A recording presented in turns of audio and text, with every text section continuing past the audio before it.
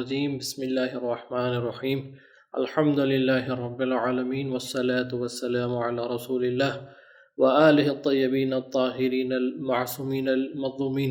جی ناظرین، بہت شکریہ آج پھر ہمیں جوائن کرنے کا۔ ہم توحید کی جو حصہ ہے اس کتاب میں، اس کی آج جو ہے تیسری بحث کے حوالے سے حاضر خدمت ہیں۔ اب تک جو توحید کے حوالے سے جو گفتگو ہوئی ہے وہ آپ نے سنی ہے، اور جہاں تک بیان ہوا ہے وہ حقیقی توحید اور اسلام کے اندر توحید کو کس طرح سے جو ہے وہ دیکھا جاتا ہے، کس اینگل سے اور کس زاویے سے توحید کو جو ہے ایک مسلمان کو دیکھنا چاہیے، اور کس طرح سے جو ہے توحید کے ساتھ جو ہے اس کا جو ہے وہ رابطہ انفرادی اور اجتماعی اور ایک نظری پہلو سے بھی اور ایک عملی پریکٹیکل اپروچ کے حوالے سے بھی اب تک جو ہے وہ ہم نے بیان کیا ہے۔ یہاں پر جو بات جس بحث سے رہبر معظم اس بحث کو شروع کر رہے ہیں، 10ویں بحث کو، اس میں وہ یہ فرما رہے ہیں کہ توحید جو ہے وہ قرآن کی مفصل ترین بحث ہے، اور در حقیقت یعنی اگر قرآن کو دیکھا جائے تو وہ کتاب توحید ہے، اور کیونکہ اس کا اہم ترین موضوع اور اساسی ترین موضوع جو ہے وہ توحید ہے، اور ساری بحثیں قرآن کے اندر جو مطالب ہیں وہ اس اہم ترین اور اساسی رکن جو اعتقاد ہے اس پر جو ہے وہ اس کے گرد جو ہے وہ گھوم رہی ہیں۔ اسی لیے جو یہاں پر انہوں نے فرمایا کہ توحید جو ہے وہ ایک پریکٹیکل اپروچ ہے، یعنی صرف نظریہ نہیں ہے کہ ہم کہیں کہ ایک جو ہے ایک ذہنی اور فکری جو ہے ایکسرسائز ہے، یا ایک ذہنی اور فکری جو ہے وہ پرسپیکٹیو رکھنے کا نام توحید ہے، اور اس کے علاوہ ہماری توحید سے پھر رابطہ جو ہے وہ ختم ہو جاتا ہے۔ نہیں، ایسا نہیں ہے، بلکہ توحید اس سے بڑھ کر ہے کہ ہم اس کو کہیں کہ صرف ایک عقیدہ ہے، صرف ایک ذہنی اور فکری جو ہے وہ معلومات اور سوچ کا نام ہے۔ نہیں، بلکہ توحید جو ہے اس کے کچھ عملی تقاضے بھی جو ہیں وہ پائے جاتے ہیں۔ اس لیے توحید جو ہے ہم فکر میں بھی اور نظر میں بھی اور اس کے ساتھ ساتھ عمل میں بھی جو ہے وہ دونوں پہلوؤں پہ جو توحید جو ہے وہ اساسی کردار جو ہے اسلامی طرز تفکر میں یا اسلامی فکری مکتبے میں، یعنی مکتب اسلام میں جو ہے وہ توحید کو اساسی حیثیت جو ہے وہ حاصل ہے۔ اسی لیے توحید جو ہے وہ جب ہم دیکھتے ہیں کہ اس کے تقاضے جو ہیں وہ فکری حوالے سے بھی ہے، اور اس کے ساتھ ساتھ عملی حوالے سے بھی توحید جو ہے وہ ہمارے سامنے جو ہے وہ کچھ تقاضے لے کر آتی ہے۔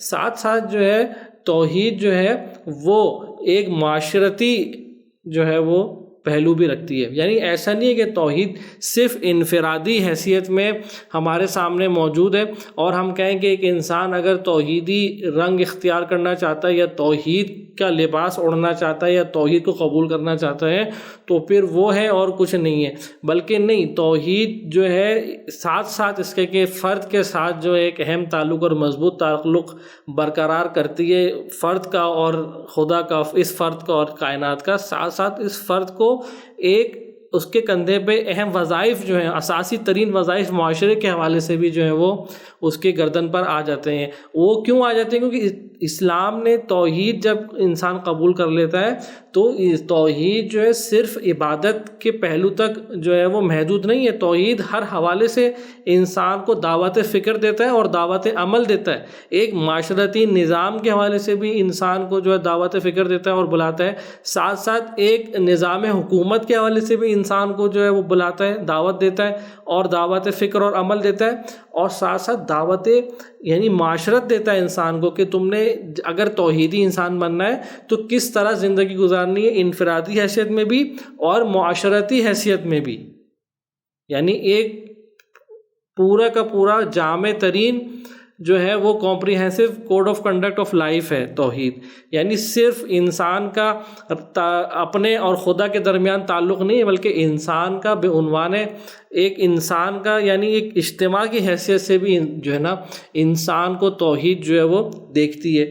اسی لیے جو ہے توحیدی معاشرہ جو ہوتا ہے ہمیشہ وہ الہادی معاشرے سے فرق کرتا ہے۔ کیوں؟ کیونکہ جس اساس پر توحیدی معاشرہ قائم ہے وہ اساس الہادی معاشرے میں قطعاً جو ہے وہ اس سے برعکس ہے۔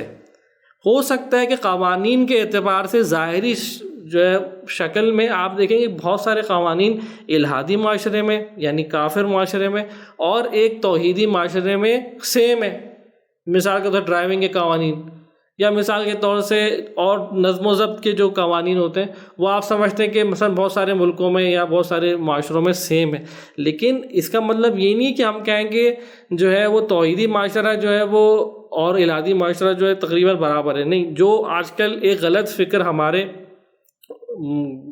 جو دعویٰ کرتے ہیں روشن خیالی کا، ان کے اندر یہ پایا جاتا ہے کہ ہم نے اسلام جو ہے وہ فلاں ملکوں میں پایا، مثلا یورپ میں ہم نے اسلام پایا اور جو ہے مثلا اور اصلی حقیقی اسلام جو ہے ہم نے وہاں دیکھا. نہیں، ایسی بات نہیں ہے. وہ چند ظاہری نظم و ضبط کی چیزوں کو یا چند ظاہری ہم حسن کو دیکھ کر یہ نہیں کہہ سکتے کہ ہمیں اسلام وہاں نظر آ رہا ہے. ہمیں اس کی جڑ کی طرف توجہ جو ہے وہ ڈالنی پڑے گی. اسلام جو توحیدی معاشرہ ہوتا ہے یا اسلامی معاشرہ جو ہوتا ہے وہ اس کی اساس میں جو اہم ترین رکن ہوتا ہے وہ خدا اور جو ہے وہ خدا سے اس کائنات کا رابطہ جو ہے وہ اس کی بیس پر جو ہے وہ توحیدی معاشرہ قائم ہوتا ہے. اب اگر چار قوانین کسی معاشرے میں اچھی طرح عمل ہو رہے ہیں یا ہمیں ظاہری شکل اس معاشرے کی اچھی نظر آ رہی ہے تو اس کا مطلب یہ نہیں کہ ہم یہ کہنا شروع کر دیں کہ ہم نے تو توحید کو وہاں دیکھا، ہم نے تو اسلام کو وہاں دیکھا. نہیں، جس معاشرے میں خدا نہیں ہے وہ کتنا بھی ظاہری طور سے جو ہے وہ خوبصورت ہو جائے اور حسن والا معاشرہ ہو جائے، وہ توحیدی معاشرے کی برابری نہیں کر سکتا. یا ہم اس کو یہ نہیں کہہ سکتے کہ وہ ایک توحیدی معاشرے جیسا معاشرہ ہے. آپ یہی چیز سمجھانے کے لیے یہی آج کی مثال آپ لے لیں. جب کرونا وائرس آیا ہے تو ان معاشروں کی کیا حالت ہوئی ہے کہ جن کو ہم لوگ جو ہے وہ ان کے سامنے جو ہے وہ سر جھکاتے تھے، سر تعظیم خم کرتے تھے کہ یہ لوگ بہت ترقی یافتہ لوگ ہیں، سویلائزڈ لوگ ہیں، یعنی سویلائزڈ لوگ ہیں. تو اور آپ دیکھیں کہ ان کے یہ سویلائزیشن کا، ان کی اس تہذیب کا کیا حال ہوا جب کرونا وائرس آیا. یعنی ایک وحشی پن جو ہے وہ کرونا وائرس کی وجہ سے ان معاشروں میں جن کو ہم کہتے ہیں کہ ہمیں اسلام وہاں نظر آیا، یا ہمارے بعض جو ہے مشہور مفکرین یہ کہتے ہوئے نظر آیا کہ ہم نے مسلمان تو وہاں دیکھے، اسلام تو ہمیں وہاں نظر آیا، قوانین کی جو ہے بالادستی تو ہمیں وہاں نظر آئی، انسان تو ہمیں وہاں نظر آئے. تو یہ صرف قوانین کی بالادستی یا ظاہری حسن کو دیکھ کے ہم یہ کہتے ہیں کہ ہمیں اسلام وہاں نظر آیا، یہ ایک ناانصافی ہے توحید کے ساتھ اور توحیدی معاشرے کے ساتھ. توحید کی اساس جو ہے وہ خدا پر ہے، خدا جوئی پر ہے، خدا سے تعلق پر ہے. اور جس معاشرے میں خدا حذف ہو چکا ہو، جس معاشرے سے خدا غائب ہو چکا ہو، وہ کتنا ہی کیوں جو ہے وہ ظاہری طور سے اپنے آپ کو جو ہے وہ شستہ رفتہ کر لے اور سوٹڈ بوٹڈ کر لے، وہ توحیدی معاشرہ نہیں بن سکتا کسی بھی قیمت پر. تو یہ ایک نقطے کو یہاں پر رہبر معظم نے بڑی اچھی طرح بیان کیا ہے، جس کو آج کے حالات کے بنا پر جو ہے تھوڑا سا اس کو ملانے کی کوشش کی گئی ہے اس درس میں. تو اس حوالے سے توحید، پھر وہ اگلی بحث میں رہبر یہاں فرما رہے ہیں کہ توحید جو ہے در حقیقت ایک پیکٹ ہے. ایک جیسے دو پارٹیز بیٹھتی ہیں اور آپس میں ایک پیکٹ سائن کرتی ہیں، جب ایک پیکٹ سائن ہو جائے، قرارداد جو ہے وہ سائن ہو جاتی ہے اور اس کے سارے ملزومات پہ اور ساری شیخوں پر عمل کرنا دونوں طرف پر کیا ہوتا ہے، واجب ہوتا ہے، ضروری ہوتا ہے. تو یہ توحید بھی جو ہے نا، جب ہم توحید کو قبول کر لیں، در حقیقت ہم نے خدا کے ایک قرارداد کو جو ہے وہ قبول کیا، ایک پیکٹ کی طرح جو ہے توحید کو یہاں پر جو ہے وہ دکھایا گیا ہے. اس کی سب سے پہلی شق جو ہے وہ یہ کہ عبودیت جو ہے صرف اور صرف خدا کے لیے. اس آیت کو سنیے، توجہ کیجئے، اور پھر آپ کی خدمت میں واپس آ کے بحث کو جاری رکھتے ہیں. أَلَمْ أَعْهَدْ إِلَيْكُمْ يَا بَنِي آدَمَ أَلَّا تَعْبُدُوا الشَّيْطَانَ. جی ناظرین، آپ نے آیت سنی کہ جس میں ارشاد ہو رہا ہے کہ أَلَمْ أَعْهَدْ إِلَيْكُمْ يَا بَنِي آدَمَ أَلَّا تَعْبُدُوا الشَّيْطَانَ، کہ اے بنی نو انسان، کیا تم سے ہم نے عہد نہیں لیا تھا کہ سوائے خدا کے کسی کی جو ہے وہ عبادت جو ہے وہ جائز نہیں ہے، اور شیطان کی عبادت جو ہے وہ جائز نہیں ہے. تو یہ ان سے خدا کی گفتگو فرما رہا ہے کہ جو شیطان کی عبادت میں یہاں پڑ گئے تھے. لیکن یہ آیت جو ہے اس دنیا میں پڑ گئے تھے، حالانکہ لیکن یہ آیت جو ہمیں بہت وسیع جو ہے وہ دعوت فکر دی ہے کہ یہاں شیطان سے کیا مراد ہے. شیطان سے کہ اللہ تعبد الشیطان، کہ اے بنی انسان کہ ہم نے تم سے عہد نہیں لیا تھا کہ تم شیطان کی عبادت نہیں کرو گے. یہاں شیطان سے کیا مراد ہے؟ شیطان سے مراد جو ہے وہ مختلف معنی لیے جا سکتے ہیں. ایک وہی شیطان ہے جس کو ہم کہتے ہیں ابلیس، جو ہمارے یہاں کہا جاتا ہے کہ وہ ایک ایسی جو ہے وہ پلید اور خبیث ذات ہے کہ جس نے مثلاً سجدے سے انکار کیا، جنوں میں سے تھا، اور جو ہے وہ جو ایک ابلیس کا کانسیپٹ ہمارے یہاں موجود ہے اور جو برحق بھی ہے. تو ایک تو وہ شخص ابلیس ہے. اس کے علاوہ شیطان سے مراد صرف شخص ابلیس نہیں ہے، بلکہ ہر شرانگیز طاقت، ہر فتنہ پرور طاقت جو ابلیس کے راستے پر چل رہی ہو، وہ جو بھی شیطان ہے. یعنی صرف ابلیس شیطان نہیں ہے، بلکہ وہ بھی شیطان ہے کہ جو اس کے راستے میں حرکت کر رہے ہیں. اب وہ جو اس کے راستے میں حرکت کر رہے ہیں وہ ہر شر انگیز طاقت ہو سکتی ہے، ہر فتنہ پرور طاقت جو ہے وہ پھر شیطان کے زمرے میں آئے گی.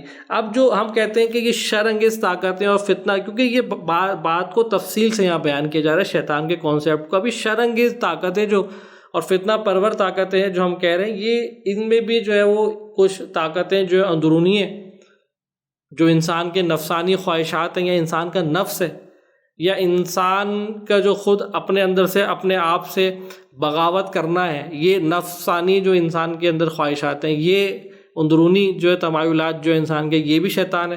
اس کے علاوہ بیرونی جو انسان کو چیزیں اس حوالے سے جو ہے وہ ڈسٹریکٹ کرتی ہیں اور اسے جو اپنے جال میں پھنسانے کی کوشش کرتی ہیں اپنے فتنے کے جال میں، وہ بھی جو ہے وہ شیطان ہے. مثال کے طور سے کوئی کسی کا باس ہے کہ اس کو جو ہے وہ بہت عزت و احترام کرتا ہے انسان، یعنی اور ہر اس کے کہنے کی بات کو جو ہے ماننے کو تیار ہے، یا پیسہ ہے، یا جو ہے کوئی مثلاً جن سے مخالف کے پیچھے مثلاً جو ہے بھاگ رہا ہے. تو یہ ساری چیزیں جو ہیں یہ سب شیطان کے زمرے میں آتی ہیں. شیطان کو یہاں پر ایک وسیع معنی میں جو ہے وہ استعمال کیا گیا. اب یہاں سے جو ہم بحث سے گزرتے ہیں، اس کے بعد جو بحث کا مرحلہ ہے وہ یہ کہ یہ توحید ہے. توحید مراد یہ کہ ہر غیر خدا کی عبادت کی نفی. جب ہم نے شیطان کو کانسیپٹ کو وسیع کیا اور وسیع کر کے دیکھا کہ ہر شر انگیز اور فتنہ پرور طاقت جو ہے وہ چاہے ابلیس ہو یا چاہے ابلیس کے حواری ہو، صحیح ہے، وہ سب جو ہے وہ شیطان کے زمرے میں آتے ہیں. جب ہم توحید پر آتے ہیں، اور توحید کیا ہے؟ نفی شیطان. تو اس معنی میں شیطان سے کیا مراد ہے؟ یعنی ہر طاقت جو غیر خدا ہے، ہر غیر خدائی طاقت کی نفی جو ہے وہ توحید کے معنی میں. توحید سے مراد یعنی کیا؟ ہر غیر خدا کی نفی کرنا، اس کی پرستش کی نفی کرنا، یہ جو ہے توحید ہے. یہاں پر ایک حدیث جو ہے وہ رہبر معظم لے کر آئے کہ جو اس بحث سے متعلق ہے اور اسی وسیع پہلو کو شیطان کے ہمارے سامنے جو ہے وہ پیش کرتی ہے. میں ارشاد ہو رہا ہے کہ لا اعذبن کل رعیت فی الاسلام، کہ ہم جو ہے ہر اس رعیت کو، ہر اس گروہ کو امت مسلمہ میں سے لعذبن کل رعیت فی الاسلام دانت بولایت کل امام جائر، کہ کل امام جائر، کہ جو امام جائر، امام ظالم کے پیچھے چل رہی ہے، اس کی ولایت پر راضی ہے، چاہے وہ اجباری حیثیت میں ہو یا اختیاری حیثیت میں ہو، ہم ہر اس گروہ کو جو ہے عذاب دیں گے. یہ حدیث قدسی جو ہے وہ ہمارے پاس آئی ہے، پہنچی ہے. یعنی کیا؟ کہ جو بھی غیر خدا کی ولایت پر راضی ہو جائے گا اس کو عذاب دے گا. غیر خدا کی ولایت کو قبول کرنا بھی جو ہے یہاں پر شرک کے زمرے میں لیا جا رہا ہے. ورنہ عذاب کا استحقاق کیوں عذاب دیا جائے گا؟ اس لیے عذاب دیا جائے گا کیونکہ خدا کی ولایت کے علاوہ خدا کی مثلا ایک ایسی ولایت کو قبول کیا گیا جو خدا سے متصل نہیں ہے، یعنی جو خدا کے راستے میں نہیں ہے. اس ولایت کو جب انسان قبول کرتا ہے تو وہ عذاب کا استحقاق جو ہے اس پر آ جاتا ہے، یعنی عذاب کا جو ہے مستحق قرار پاتا ہے وہ شخص. اس لیے جو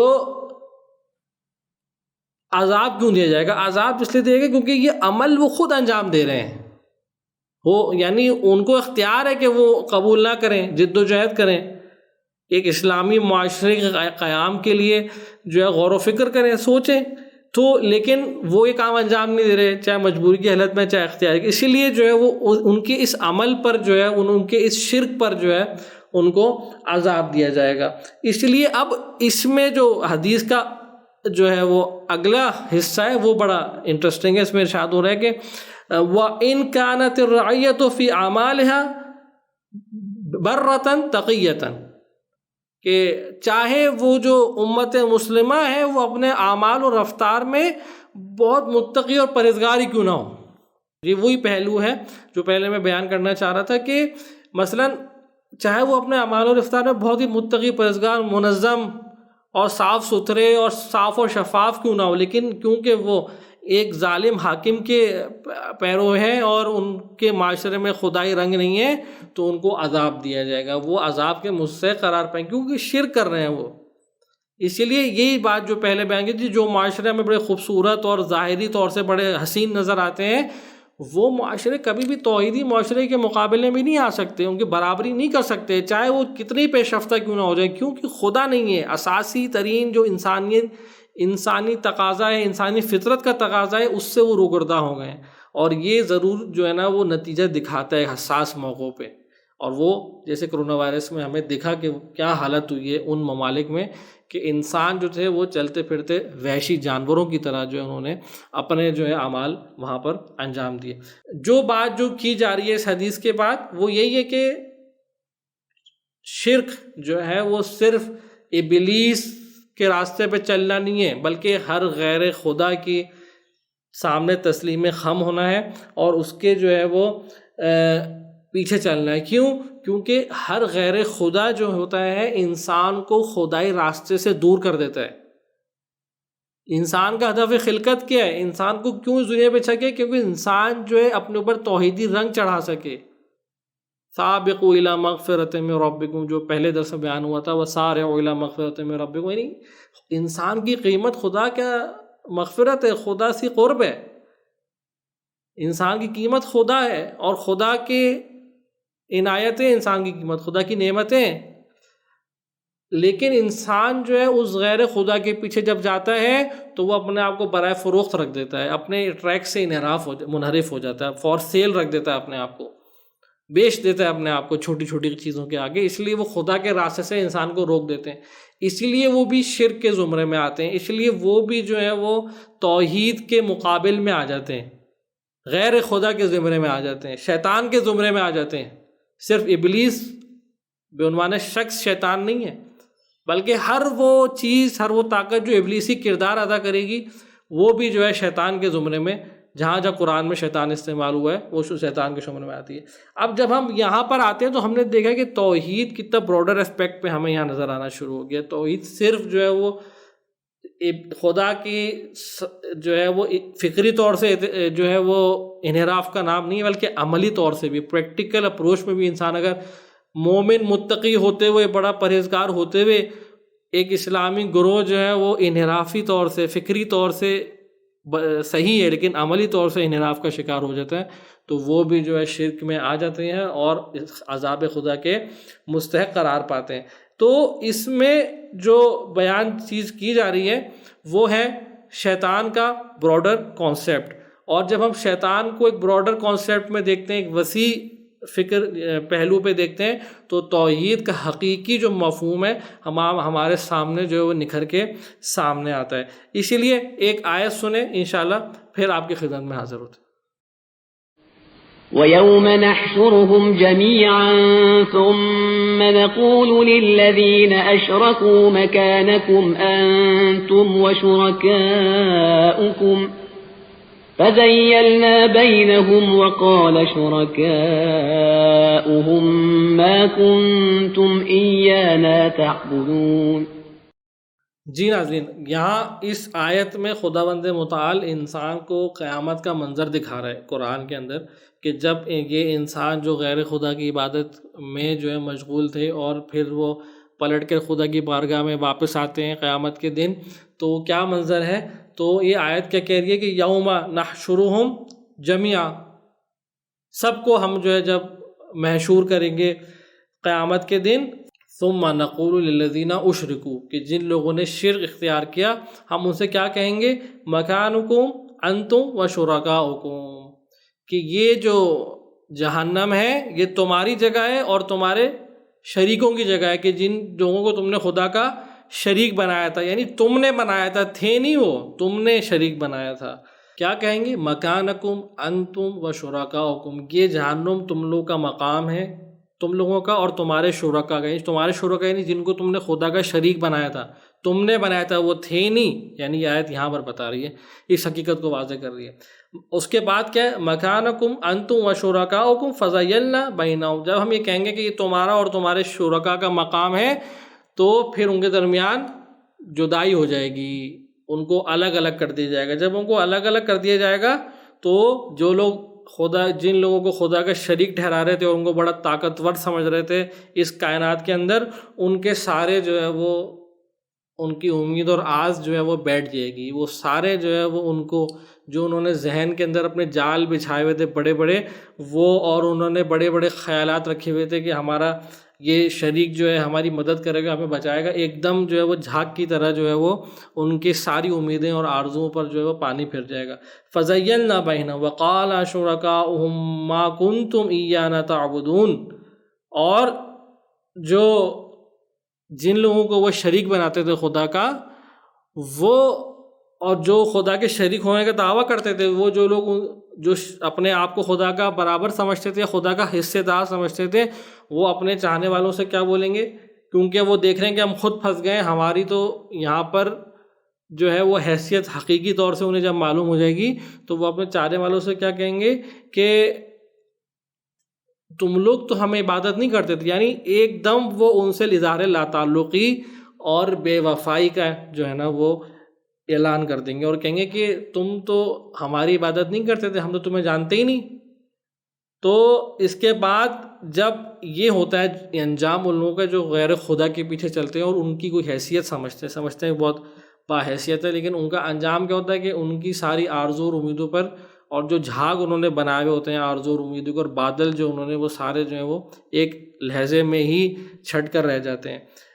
ما کنتم ایانا تعبدون، کہ تم لوگ تو ہمیں عبادت نہیں کرتے تھے، ہم تو تمہیں نہیں جانتے، تو فَكَفَى بِاللَّهِ شَهِيدًا بَيْنَنَا وَبَيْنَكُمْ، اور خدا کی جھوٹی قسم بھی کھاتے ہیں، وہاں پہ جو اپنے آپ کو خدا کا شریک قرار دے دیتے خدا کی جھوٹی قسم بھی کھا رہے ہیں کہ خدا ہمارے درمیان گواہ ہے کہ ہم تمہیں نہیں جانتے اور تم جو ہے وہ ہمیں عبادت نہیں کرتے تھے، اور ہم نے تم نے کہا تھا کہ تم ہماری بات کرو۔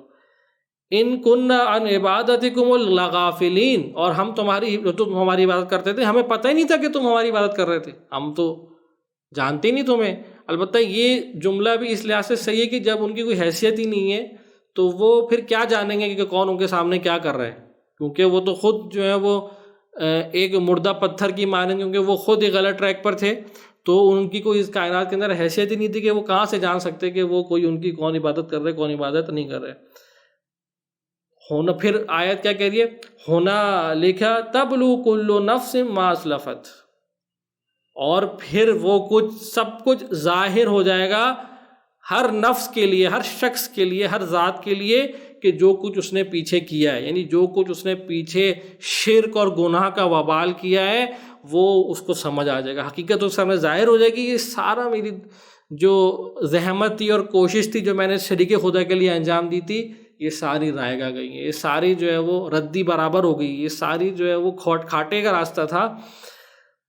اس کے آگے وَرُدُّوا إِلَى اللَّهِ مَوْلَاهُمُ الْحَقِّ، اور اب جو ہے وہ ان کو پلٹا دیا گیا ہے، یعنی پلٹا دیے گئے ہیں خدا کی جانب جو ان کا اصلی حقیقی مولا ہے، جو حقیقی مولا ہے۔ وَضَلَّ عَنْهُمْ مَا كَانُوا يَفْتَرُونَ، اور جو جس چیزوں کے انہوں نے جو ہے وہ اپنے سامنے جو ہے وہ بنائے ہوئے تھے، تصورات اور تخیلات بنائے ہوئے تھے بہت ساری چیزوں کے شریک خدا کے بارے میں، وہ سب جو ہے ان کے سامنے سے ریزہ ریزہ اور چھٹ جائیں گے، وہ ان کے شرک کے بادل جو ہے وہ ختم ہو جائیں گے جب وہ اس چیزوں کو دیکھیں گے۔ وَضَلَّ عَنْهُمْ مَا كَانُوا يَفْتَرُونَ، وہ جو کچھ انہوں نے اپنے ہاتھوں سے سیا تھا اور انہوں نے عجیب و غریب جو ہے وہ شرک کے بادل جو ہے وہ بنائے تھے، وہ سب جو ہے ایک لہجے میں چھٹ جائیں گے۔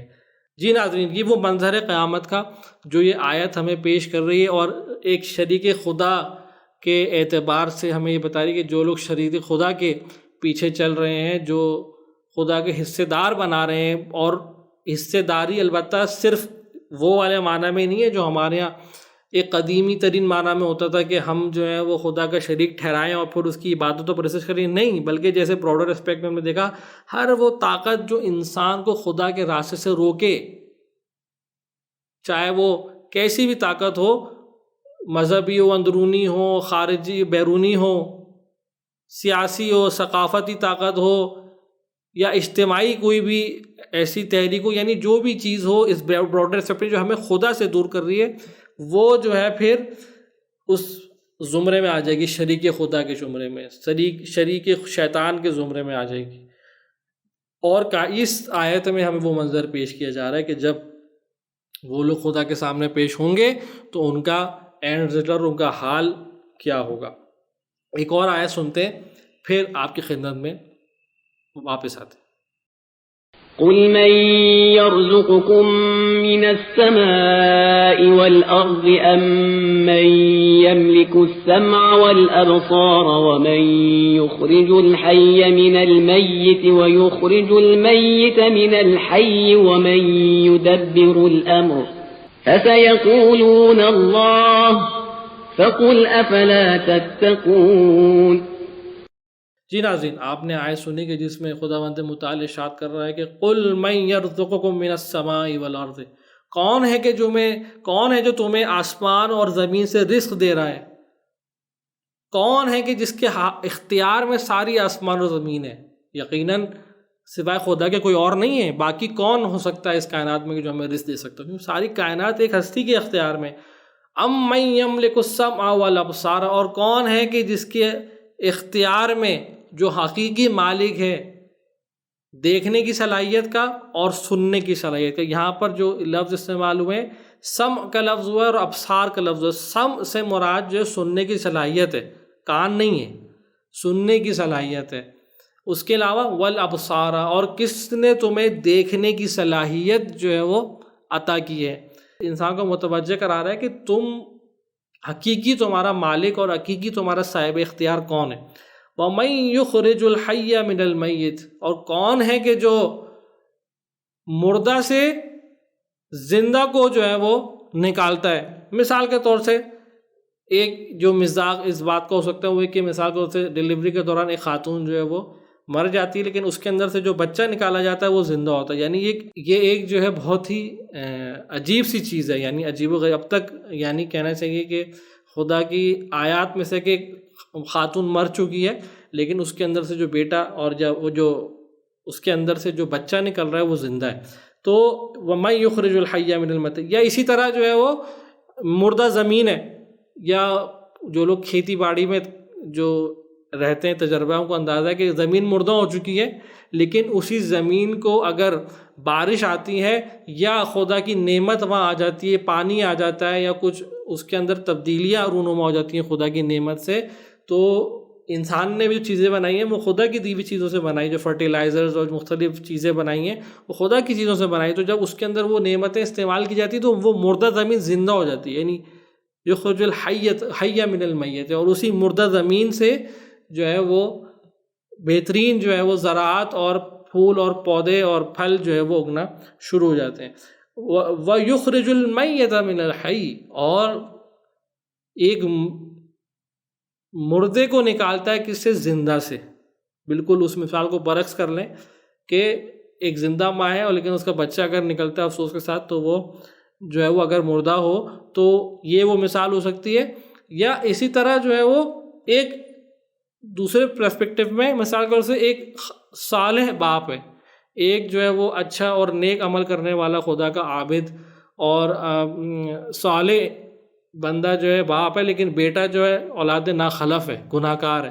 تو یعنی کیا کہ ایک حی باپ سے، ایک زندہ یعنی دلی طور سے، قلبی روحی طور سے زندہ باپ سے ایک روحی طور سے، روحانی طور سے مردہ بیٹے کی جو ہے وہ اس کا اخراج ہوا، یعنی ولادت ہوئی ہے۔ تو یعنی یہ بھی ایک جو ہے وہ مثال ہو سکتی ہے اس آیت کو سمجھنے کے لیے۔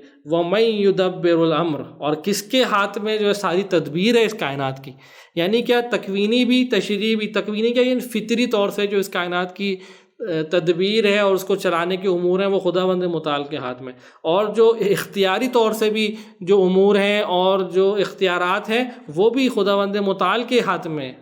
البتہ اس نے اختیار اپنے اختیار سے، اپنے اذن سے، اپنے اجازت سے، اپنے ارادے سے بندوں کو دیا ہوا ہے۔ تو یہ ساری جو اس کائنات کی تدبیر ہے، اس ساری کائنات کی جو ولایت ہے وہ خدا بند متعال کے ہاتھ میں ہے۔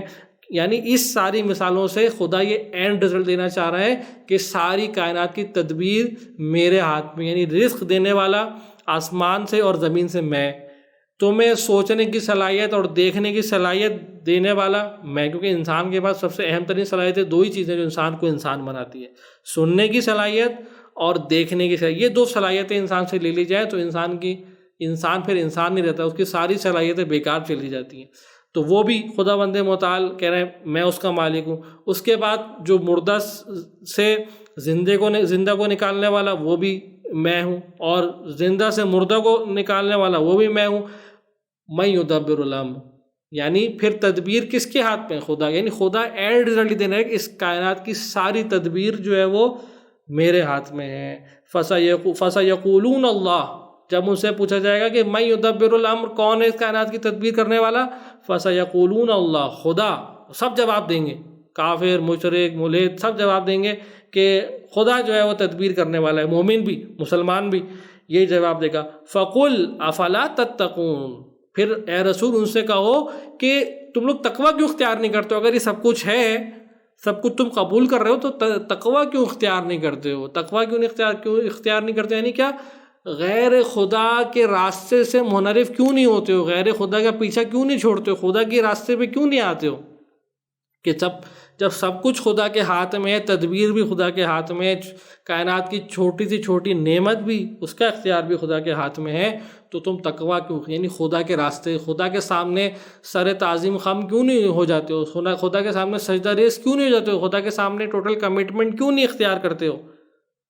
فَذَلِكُمُ اللَّهُ رَبُّكُمُ الْحَقُّ فَمَاذَا بَعْدَ الْحَقِّ إِلَّا الضَّلَالُ۔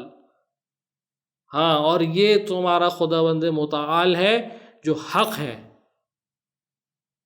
فَمَاذَا بَعْدَ الْحَقِّ إِلَّا الضَّلَالُ، تو حق کے علاوہ کیا ہے؟ گمراہی۔ یہ خدا بند متعال یہاں کہہ رہا ہے کہ جب میں حق ہوں تو پھر اس کے علاوہ سب کچھ گمراہی ہے۔ خدا کے علاوہ جو بھی غیر خدا ہے، جو بھی شریک خدا ہے، چاہے وہ ابلیس ہے یا ابلیس نما طاقتیں، وہ سب کی سب کیا ہے؟ گمراہی ہیں۔ فَأَنَّا تُصْرَفُونَ، تو پھر تم لوگ کہاں جا رہے ہو؟ کیوں روگردان ہو گئے ہو دوسری طرف؟ کیوں دوسروں کے آگے آس اور امید لگاتے ہو؟ کیوں دوسروں کے آگے جھکتے ہو کہ سب کچھ خدا کے پاس ہے؟ قل هل من شركائكم من يهدي إلى الحق قل الله يهدي للحق أفمن يهدي إلى الحق أحق أن يتبع أم من لا يهدي إلا أن يهدى فما لكم كيف تحكمون۔ آیا جو تم نے شریک بنائے وہ تمہیں حق کی طرف ہدایت کرتے ہیں؟ مثال کے طور سے ظاہری طاقت دنیا کی کتنی ہی کیوں نہ پیش رفتہ ہو جائیں، کتنی کیوں نہ طاقتور ہو جائیں، کیا وہ حق کی طرف ہدایت کر سکتی ہیں؟ کیا وہ یہ کام ادا کر سکتی ہیں؟ نہیں۔ یہ کام کون ادا کر سکتا ہے؟ صرف خدا اور خدا کے نمائندے۔ ان کے علاوہ کون ہے جو حق کی طرف ہدایت کرے؟ وہ حق کا مالک خدا ہے، حق خدا ہے۔ تو جو انسان حق کے مقابلے میں کھڑا ہے، جو طاقت حق کے مقابلے میں کھڑی ہے، وہ کس طرح جو ہے وہ حق کی طرف ہدایت کر سکتی ہے؟ قُلِ اللَّهُ يَهْدِي لِلْحَقِّ، اے رسول کہہ دو کہ صرف خدا ہے جو حق کی طرف ہدایت کرتا ہے۔ أَفَمَن يَهْدِي إِلَى الْحَقِّ، کہ جو حق کی طرف ہدایت کرتا ہے، أَفَمَن يَهْدِي إِلَى الْحَقِّ أَحَقُّ أَن يُتَّبَعَ أَم مَّن لَّا يَهْدِي إِلَّا أَن يُهْدَىٰ، کہ جو ہدایت کرتا ہے اس کی اتباع ہونی چاہیے یا اس کی جو ہدایت نہیں کر سکتا، جو صرف اور صرف گمراہی ہے، جو صرف اور صرف گمراہی کی طرف لے کے جا سکتا ہے، اس کی اطاعت کرنا بہتر ہے یا خدا بند متعال کی ہدایت کرنا بہتر ہے کہ جو حق کی طرف ہدایت کرتا ہے؟ کیف تحکمون، کیا حکم کرتے ہو تم لوگ؟ کس طرح کی بات کرتے ہو؟ کس طرح حکم کرتے ہو کہ غیر خدا کے پیچھے چلنا شروع ہو جاتے ہو؟ کیا تم لوگ کی عقلیں کام نہیں کرتی؟ عقلیں کیا فیصلہ، کیا نتیجے نکالتی ہیں تمہاری ایکویشن بنا کے اس طرح کی؟ تو یہ خداوند متعال یہاں پر انسانوں کو جھنجھوڑ رہا ہے کہ غیر خدا کی عبادت کسی فائدے کی نہیں ہے، کوئی فائدہ دینے والی نہیں ہے۔ اسی لیے جو ہے خدا نما طاقتوں کی جو خدا نا خدا بن کے انسانیت کا جو ہے انسانیت کی کشتی کو منحرف کرنے آ جاتی ہیں، انسانیت کے راستے کو تو منحرف کرنے آ جاتی ہیں، ان کی اتباع، ان کی نفی کرنا، ان کی سامنے ان کے مقابل کھڑے ہونا ہر ایمان والے شخص کا تقاضا ہے، ہر ایمان کا تقاضا ہے، توحید کا تقاضا ہے۔ جیسے کہا کہ توحید کے عملی تقاضے بھی ہیں، صرف ذہن میں رکھ لینا کہ خدا ایک ہے اور عبادتیں کر لینا، مناسک انجام دے دینا، یہ توحید بہت ہی ناقص توحید ہے۔ توحید آپ کے ایک ذمہ داری دیتی ہے، ایک پیکٹ ہے خدا کا آپ کے ساتھ، ایک کوڈ آف کانڈکٹ ہے، صرف ریچولز کا نام نہیں ہے، ظاہری عبادتوں کا نام نہیں ہے۔ اس کے لیے ایک آیت قرآن میں آئی ہے، اس کو سنتے ہیں نفی غیر خدا کے حوالے سے، پھر آپ کی خدمت میں تشریف لاتے ہیں۔ قل يا أهل الكتاب تعالوا إلى كلمة سواء بيننا وبينكم ألا نعبد